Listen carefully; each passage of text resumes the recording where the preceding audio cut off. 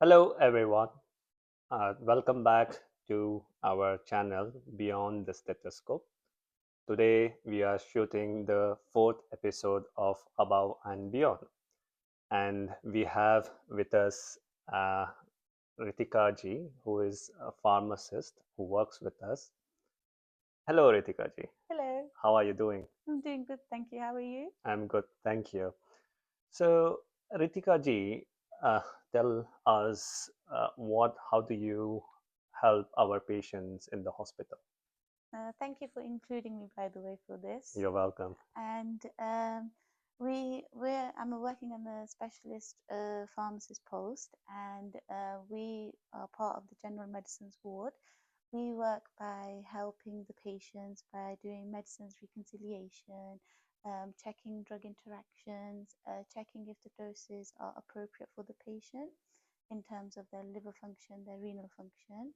We also check with the patient and their understanding about their medication and why they take those medications, and trying to educate them to help make the patient be more involved in their healthcare. So that's some of the things that we do. That's wonderful.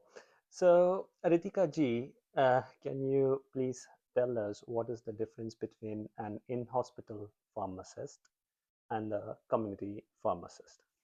So in hospital, we're closely working with the multidisciplinary team where we're looking at the patient's medications, we're looking at how we can optimize them, and looking at their blood results and just finding ways if their medication can be optimized. So we're very much involved with the other doctors and the nurses to help improve their patient care. Whereas community pharmacy, they're more involved in their long-term management, where with their medication adherence, making sure that they are understanding what their medications are for, as well as any basically managing their condition in the long term, because we're more in as an inpatient, we're more of an acute setting. So the outpatients or community is more for the long term management, whether it's blood pressure monitoring or weight loss monitoring or smoking cessation, that kind of stuff. Okay, oh, that's understandable that the community pharmacists do deal with long-term basis and Mm-hmm. you deal with the acute episode in the hospital. Yeah. So, Ritika ji, where all have you worked in the NHS?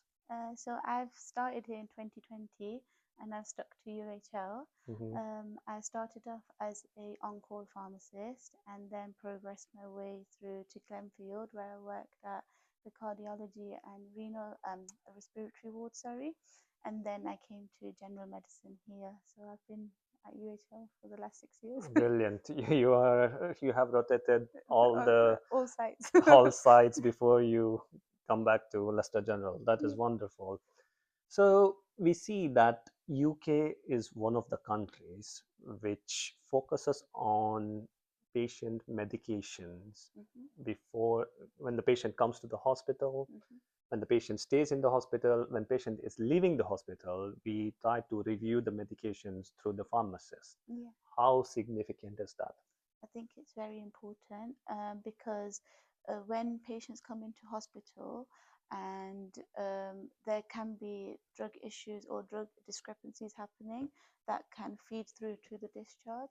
So our role is important where we understand what the patient was prescribed by their GP, for example, and then how the patient was actually taking it, and we note it down. And if it's different to what was prescribed, we find a way to either optimize it or find a reasoning to rationalize why they were doing that.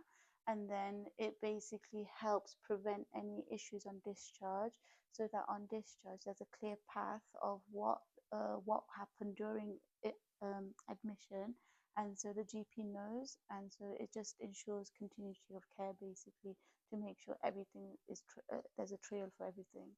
So being involved in the admission, the discharge of it is very important, just to ensure no patient harm's caused. That's wonderful. I think that is very important that you review our patient medications continuously so that there is no drugs which is left over or a missed dose or an extra dose which is Yeah. given to the patient, and it is Mm. really important. Yeah. Can you tell a few words to our budding pharmacists who want to take up as their career to help them? I would say build your foundation. So initially, it's going to be very challenging, but I'd say just throw yourself to the deep end, build your foundation because it'll just make you clinically stronger as you advance through your career.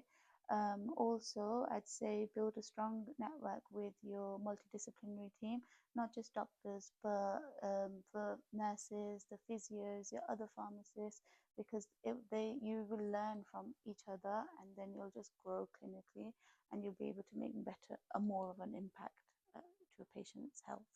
That's nice. So I think that is one of the key to make any profession good and beautiful.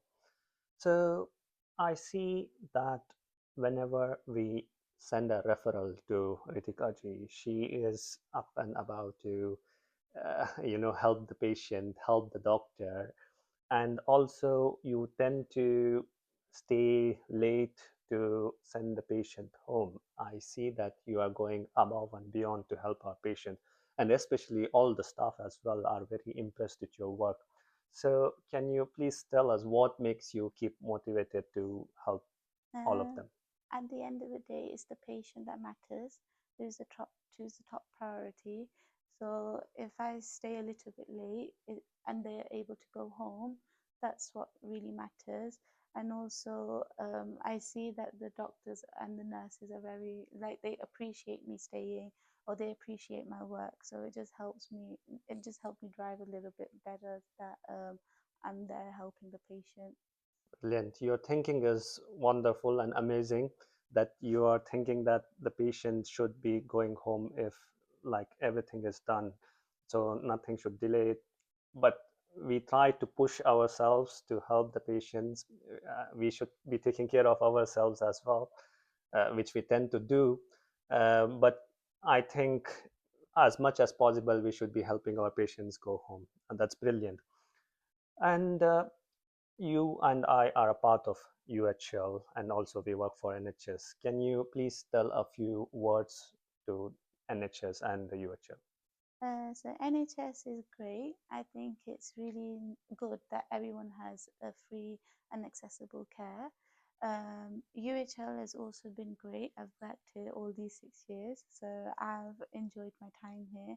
Not only because of is the support available, where we get to learn from one another. I get to learn so much from the doctors and the nurses, and also from my fellow pharmacists.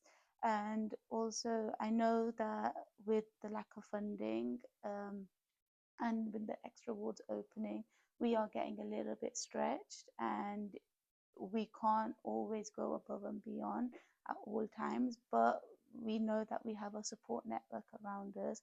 So we will always, that feeling of being able, getting help is there.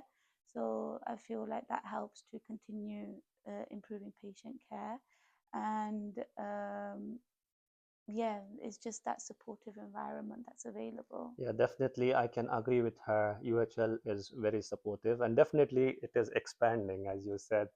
Yeah, so we just need to stand together and Yeah. support.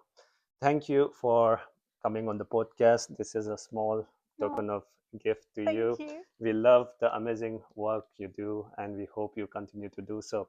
Uh, Thank thank you, you. everyone, for watching the podcast. Please like, share, and subscribe the video, and stay tuned on LinkedIn as well.